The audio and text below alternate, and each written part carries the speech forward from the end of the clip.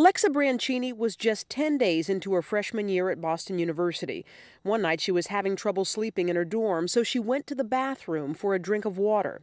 As I was walking out, the shower stalls are on your right-hand side, and I just saw an arm come out from the shower stall, and this man pulled me into the shower stall and raped me in there, and he had a knife, and he held it to my throat and told me that if I screamed, he'd kill me. Alexa memorized her attacker's face, and police caught the man soon after he fled campus. Back home in Buffalo, her mother, Stacy, got the dreaded call and got on a plane. And I went to go to her, to hug her. Alexa was always a hugger and a kisser. And she pulled back and she said, "Don't touch me." And my life changed forever.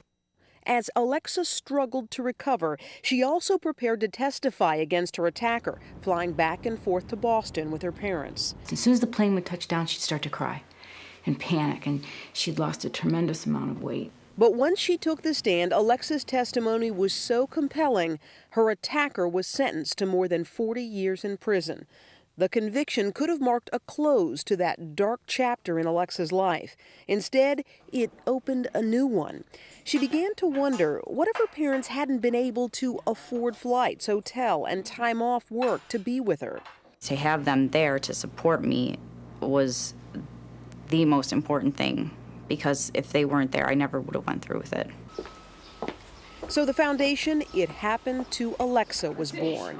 It pays for family members to attend the trials of rape victims. Prosecutors say without a victim's testimony, convictions are virtually impossible. Survivors say it's not just the money that's important, it's the support from Alexa, someone who's been there. It was nice to talk to someone who just understands different situations, but she just understands, and I knew that from having 2 words with her, and that was awesome. She's lost so much. And Stacy has talked to me many, many times. She sent me quite a bit of information to read and learn how to deal with it. They revised the theory. The mother-daughter team also coaches families through the unexpected rigors of trial. The men that raped me had their wives there and their parents. And as their project grows, they hope their funding will too. The Brancinis can't imagine ever telling a victim no. I hope that by coming forward with our story, that more survivors will come forward with their stories, and eventually it will help protect future victims, I think, especially if the survivors now are willing to testify and go to court, which is, like I said, horrific, but getting those sentences and putting these people behind bars is what needs to happen. Maybe what you want to do is tell people, what did you lose that night? Let's talk about it. Lost all sense of safety and security, and it was just, I never realized how much my life was going to change over the next 2 years that it took to get to trial. And let's talk about how much your life did change. Well, it was, I mean, from that moment that I got in the ambulance, my life, that's as fast as it started changing. I was in the hospital for 8 hours, I was by myself. No one came in? No, because... They wouldn't let anybody in the cell. Right, and because my parents were in New York, they were frantically trying, once the doctor did finally call them, which took a long time, they were trying to find a flight and come and see me, and from that point on, I had to be on HIV medication for 6 months because they didn't know, if he had any diseases or anything like that. Mm-hmm.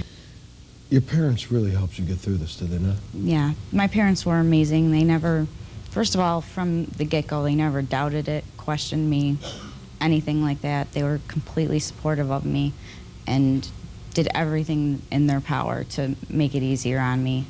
And for the trial period, people don't realize, but my father had to take a month off of work to come to and stay in Boston with me and my mother and be there. And they don't pay for you to do that. That's out of my family's pocket. Right. And it's not fair that, the victim ends up paying in so many ways, and financially too. You put a financial burden on them also. And whereas the perpetrator, everything is paid for. Yep. Chances of that man being sentenced to this sentence had Alexa not testified are probably slim to none. He probably would have walked and been able to do this again, or probably would have gotten a minimum sentence for breaking and entering or something stupid. So the fact that she was able to be strong enough to go up there and testify is the reason why we got a rapist off the street. So please welcome Alexa's parents, Stacy and Tom, to the show. Welcome them.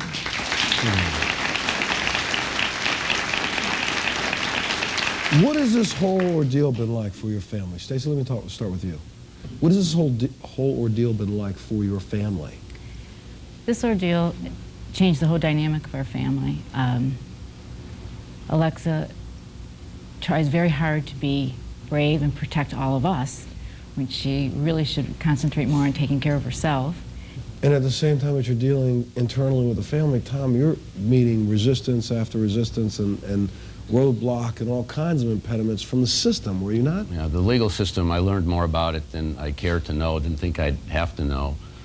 But it was amazing. In fact, you're victimized again, as you said earlier.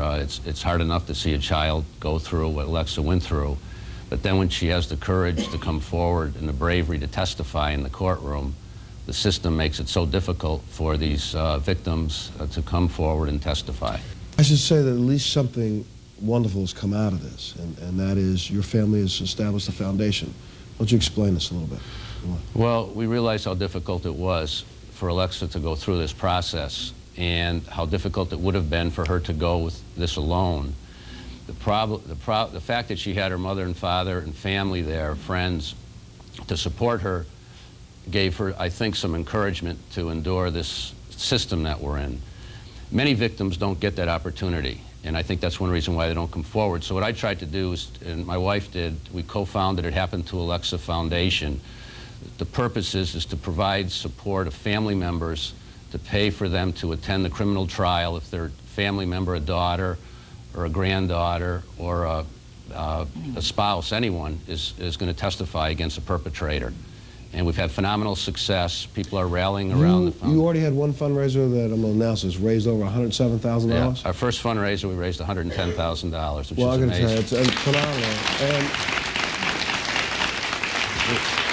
But I mean, that in itself is really part of it, because this was an extreme financial burden on your family. You miss time from work, you have to pay for a plane ticket, you have to stay in a hotel for almost a month, pay for food. It's very expensive, and people need help. Most people can't afford to do that. And at the end of the day, what parent or what family is not going to pay whatever price it is to bring back your child, in a sense? And I say you were there, but she needed this trial as much as we needed to get him off the street.